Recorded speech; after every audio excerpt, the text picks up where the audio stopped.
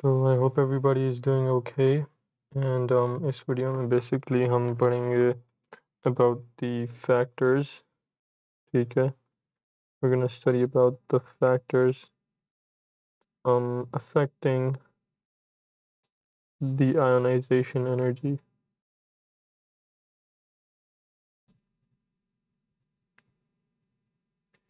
पहले तो समझ लेते हैं क्या आयोनाइजेशन एनर्जी होती क्या है। ठीक है, हमने लास्ट वीडियो के अंदर या नहीं लास्ट वीडियो के अंदर हमने देखा था कि बेसिकली आपके पास एक न्यूक्लियस है, ठीक है, और आपके पास एक आउटर शेल है। अब इस आउटर शेल के अंदर आपके पास बेसिकली यही फर्ज कर लें कि इलेक्ट्रॉन मौजूद है। ठीक है, तो आपने क्या करना है, आपने बेसिकली इस इलेक्ट्रॉन को पुल करना है।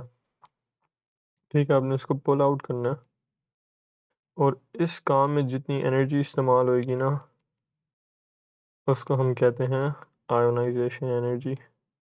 बट रिमेंबर, हम ये एक एटम के साथ नहीं कर रहे, हम ये एक मोल के साथ कर रहे हैं। ठीक है, जिसने आयोनाइजेशन वाली एनर्जी वाली वीडियो देखी है उसको पता है what I am talking about. तो बेसिकली हमने इस इलेक्ट्रॉन को पुल करना है और हमारे पास जो एनर्जी रिक्वायर्ड होएगी उसको पुल करने के लिए, that is called the energy ionization energy. ठीक है ना, what I want you guys to understand कि इसको पुल करने में एनर्जी क्यों लगानी पड़ती है। न्यूक्लियस के अंदर हमारे पास दो किस्म के पार्टिकल्स होते हैं। ठीक है, there is a neutron which is neutral and then there's a proton which is positive। तो अब होता क्या है, होता ये है कि बेसिकली पॉजिटिव चीज़ें जो हैं वो नेगेटिव चीज़ों को अट्रैक्ट करती हैं। तो ड्यू टू दिस अट्रैक्शन आपको जब इसको खींचना पड़ेगा तो you're gonna be using energy, क्योंकि you're pulling against this force। ठीक है, this attractive force। तो बेसिकली इसके लिए आपको एनर्जी लगानी पड़ती है। ठीक है, नाउ इमेजिन दिस कि आप क्या करते हैं, आप अपना जो इलेक्ट्रॉन है ना वो आप उठाकर पॉजिटिव चार्ज से इतना दूर रख देते हैं। ठीक है, तो अब ज़ाहिर सी बात है कि ये अट्रैक्टिव फोर्स उतनी स्ट्रॉन्ग नहीं होगी और अब आपको कम एनर्जी लगानी पड़ेगी इसको पुल करने में। ठीक है, उसी तरह फ़र्ज कर लें कि आपके पास यहाँ पर एक पॉजिटिव चार्ज है जो इस नेगेटिव को अट्रैक्ट कर रहा है और आपने क्या किया, आपने बीच में एक और नेगेटिव रख दिया। तो अब ये नेगेटिव क्या करेगा, ये नेगेटिव इसको रिपेल करेगा। ठीक है, तो जब ये इसको रिपेल करेगा तो आपके लिए एक दफ़ा फिर इसको खींचना, बाहर निकालना, पुल आउट करना आसान हो जाएगा। यानी आपकी जो आयोनाइजेशन एनर्जी है वो डिक्रीज हो जाएगी। तो अब I want you guys to understand कि आयोनाइजेशन एनर्जी बेसिकली डिपेंड किस चीज़ के ऊपर कर रही होती है। Well, ionization energy is basically depending on the nuclear charge, it's depending on the shielding effect,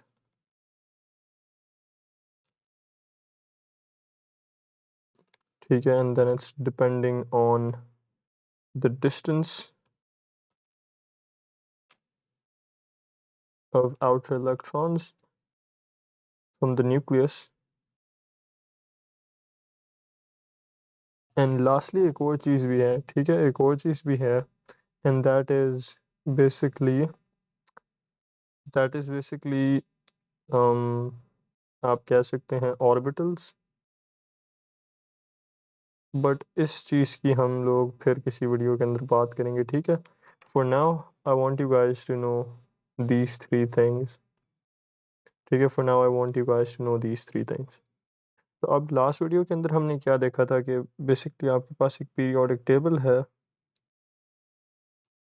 ठीक है, आपके पास एक पीरियोडिक टेबल है, यहाँ पर आपके पास एक हाइड्रोजन है।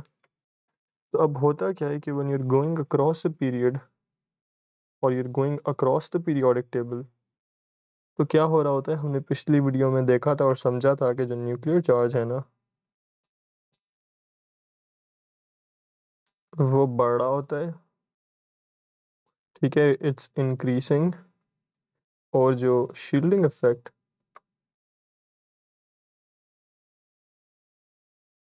वो कांस्टेंट रह रहा होता है, ठीक है। तो अब इसकी वजह से क्या होता है, इसकी वजह से बेसिकली ये होता है कि जो आयोनाइजेशन एनर्जी है ना वो भी बढ़ रही होती है। अच्छा, डिस्टेंस की भी अगर मैं बात करूं तो distance of outer electrons from the nucleus, basically ये वाला distance, this is actually decreasing, ठीक है। बहुत ज़्यादा रेट पे नहीं, लेकिन थोड़े रेट पर ये डिक्रीज कर रहा है। और इस ये डिक्रीज क्यों कर रहा है इसकी बात मैं इस वीडियो में नहीं करना चाहता था, क्योंकि इसका अपना एक टॉपिक है, ठीक है। इसकी अपनी एक समझ है, लेकिन basically just to give you guys rough idea, आप इसको ऐसे देख लें कि लेट्स सपोज आपके पास शेल्स जो है ना वो एक पीरियड के अंदर नहीं इंक्रीज करते, ठीक है। Shells do not, yes, shells stay the same in a period.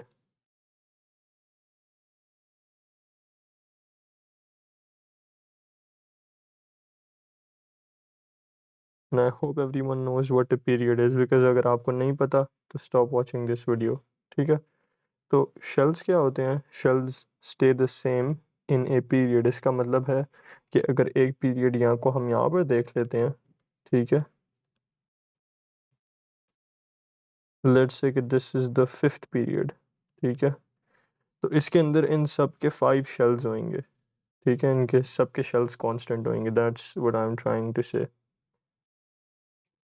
तो अब होता क्या है, होता कुछ यूं है कि आपके ना when you go from left left to right या across, तो आप नोटिस क्या करते हो कि पीरियड के अंदर आपके प्रोटॉन्स या आपका न्यूक्लियर चार्ज बढ़ रहा होता है, ठीक है। So it's may be it's like 19 over here, then it's going to be 20, 21, 22, 23, और शेल्स जो है ना वो कांस्टेंट रह रहे हैं। तो अब होता क्या है, होता ये है कि फर्स्ट करो ये एक न्यूक्लियस है, ये इसका कुछ न्यूक्लियर चार्ज है, ठीक है। ये इसका आउटर शेल है, इसके आउटर शेल्स में पड़े हुए हैं इलेक्ट्रॉन्स। अब होएगा क्या, होएगा ये कि जैसे जैसे आप पीरियड में लेफ्ट टू राइट जाएंगे तो क्या होएगा कि ये न्यूक्लियर चार्ज अंदर इंक्रीज होता जाएगा। क्यों, क्योंकि एटॉमिक नंबर बढ़ रहा है, उसकी वजह से इलेक्ट्रॉन्स भी बढ़े होंगे बाहर, लेकिन जो शेल्स हैं ना वो सेम रह रहे होंगे। तो उसकी वजह से क्या होता है, उसकी वजह से हमने लास्ट वीडियो में भी देखा था कि जो अट्रैक्शन है ना वो ज़्यादा होने शुरू हो जाती है। तो अब क्योंकि अट्रैक्शन ज़्यादा हो रही है ना, तो अगर मैं यहाँ पर एक पॉजिटिव चीज़ रखूँ और एक नेगेटिव चीज़ रखूँ, तो ये पॉजिटिव चीज़ जो है ये इस नेगेटिव चीज़ को अपनी तरफ पुल करके और करीब ले आएगी, ठीक है।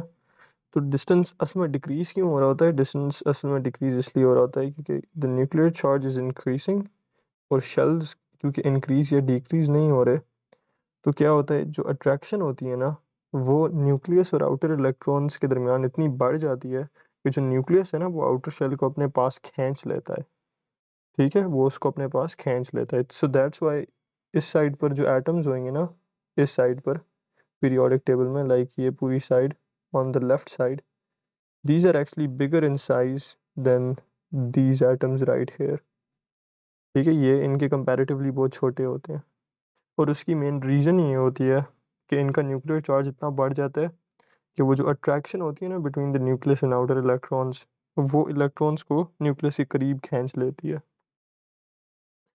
तो मैं इस चीज़ की बात नहीं कर रहा था, करना चाह रहा था इस वीडियो में, लेकिन बहरहाल अब मैंने कर दिया।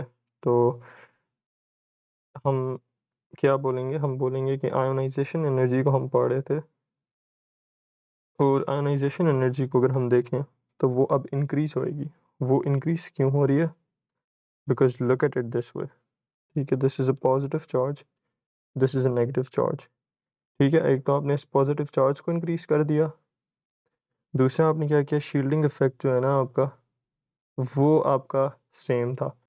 तो बेसिकली यहाँ पर हमारे पास क्या हो रहा है, यहाँ पर there is a positive charge which is the nucleus, and there is an electron which are the outer electrons, ठीक है।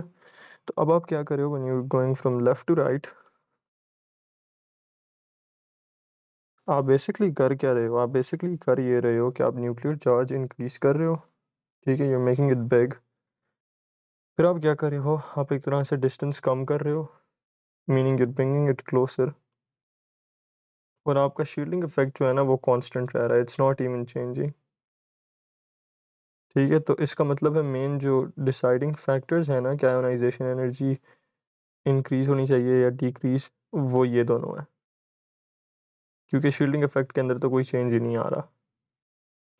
तो देयरफॉर अब क्या हो रहा है? देयरफॉर अब हो ये रहा है कि क्योंकि ये पहले तो करीब आ रहा है और अट्रैक्शन बढ़ रही है, न्यूक्लियर चार्ज बढ़ रहा है, तो उसकी वजह से क्या होता है? उसकी वजह से now when you are going to try and pull this thing, तो it's gonna be way harder, ठीक है? You are gonna be inputting more energy to pull this electron out, और उसकी वजह से जो आयोनाइजेशन एनर्जी है वो इंक्रीज कर जाती है, ठीक है? तो जिस तरह मैंने आपको बताया कि इस साइड पर atoms are bigger in size, whereas over here they're more smaller in size. तो अब क्योंकि स्मॉलर इन साइज़ हैं, तो ये देखो यहाँ पर जो इलेक्ट्रॉन्स होंगे वो ऑब्वियसली न्यूक्लियस के ज़्यादा करीब हैं as compare to over hair.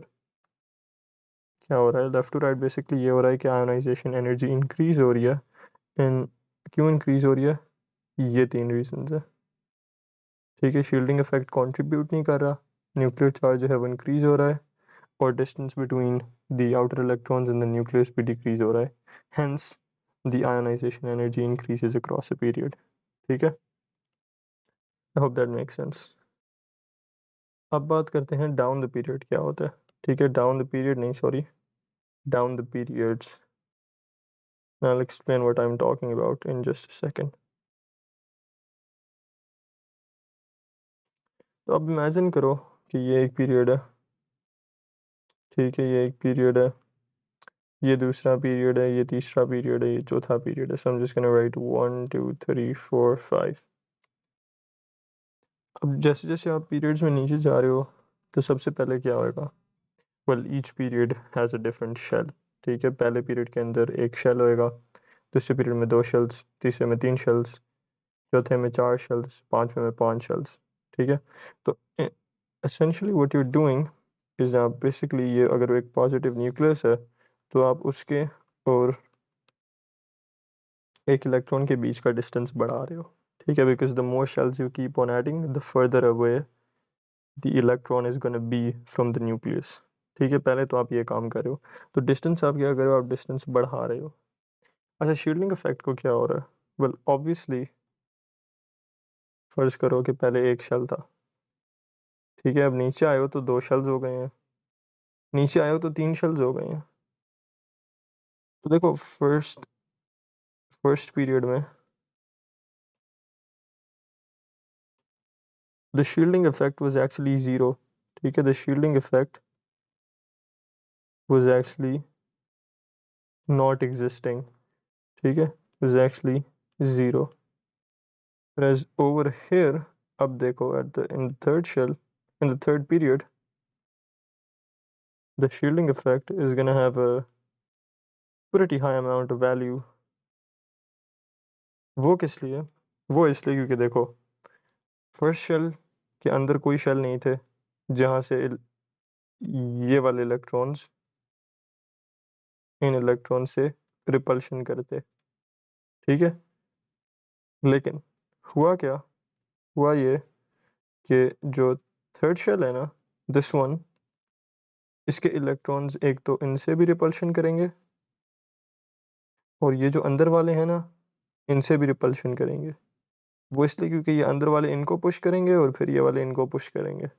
तो शील्डिंग इफेक्ट जो है ना वो बड़ा हुआ इधर क्यों है? वो इसलिए है क्योंकि इनर इलेक्ट्रॉन्स जो है ना वो, now let's see, this is the first shell, ठीक है? तो इसके अंदर दो इलेक्ट्रॉन्स आ जाएंगे, and the second one is the second shell, तो इसके अंदर आठ इलेक्ट्रॉन्स आ जाएंगे।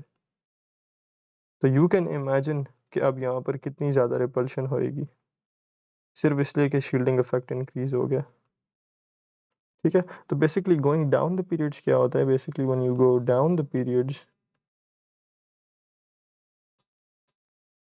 आप एक तो क्या कर रहे होते हो? आप डिस्टेंस बढ़ा रहे होते हो इलेक्ट्रॉन और न्यूक्लियस के बीच, दूसरा, आप बीच में शील्डिंग इफेक्ट इंक्रीज कर रहे होते हो, और न्यूक्लियर चार्ज भी आप इंक्रीज कर रहे होते हो। ज़ाहिर बात है, जब आप नीचे नीचे जाओगे इन द पीरियड तो यू विल सी कि जो प्रोटॉन नंबर है ना वो हर पीरियड में ज़्यादा होता है। जिस तरह फर्ज कर लो यहाँ पे इसका प्रोटॉन नंबर था लेट्स से 20, ठीक है। यहाँ नीचे जाओ शायद इसका हो 30, ठीक है। फिर यहाँ नीचे जाओ हो सकता है इसका हो 46, फिर यहाँ नीचे जाओ हो सकता है इसका हो 60।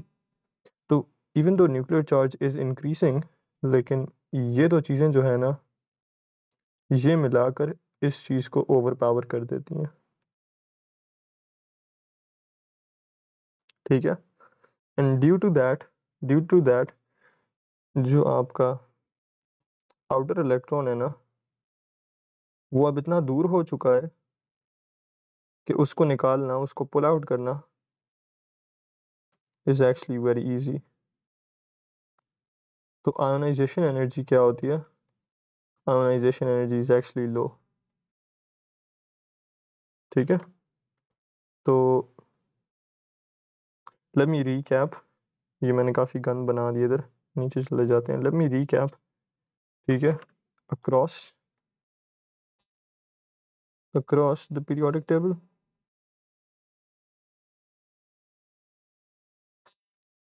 डाउन द पीरियोडिक टेबल,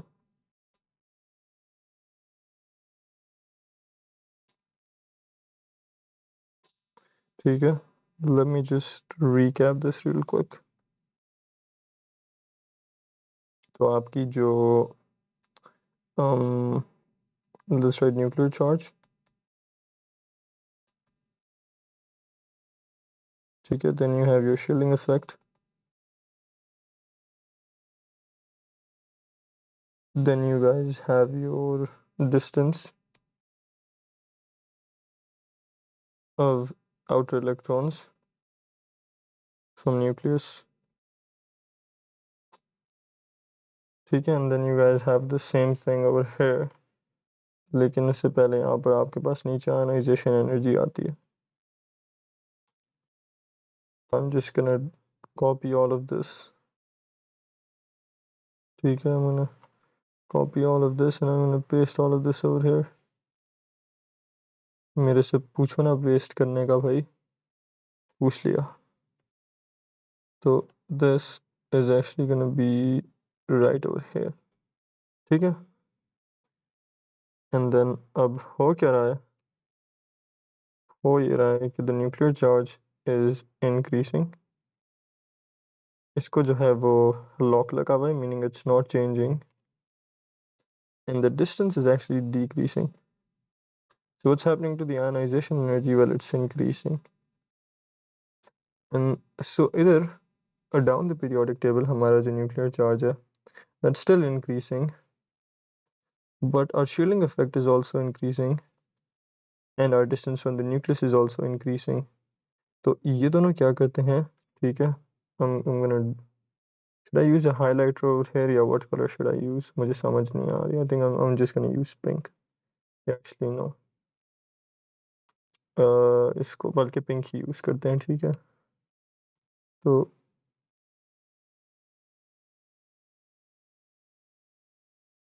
ठीक है, we're gonna do this, then we're gonna do this, and then we're actually gonna do, so we're gonna write these two overpower increase in nuclear charge. Nuclear की spelling ही गलत, अच्छा नहीं सही लिखे, nuclear charge, ठीक है। I hope you guys can see that, लेकिन आप बेसिकली अपने नोट्स में इसको इस तरह लिख सकते हैं। तो बेसिकली फिर आयोनाइजेशन एनर्जी के साथ क्या हो रहा है, let's talk about that. Well, ionization energy is actually decreasing. तो you guys can basically screenshot this या अपने नोट्स में बना सकते हैं, and this is basically a summary के हो क्या रहा है।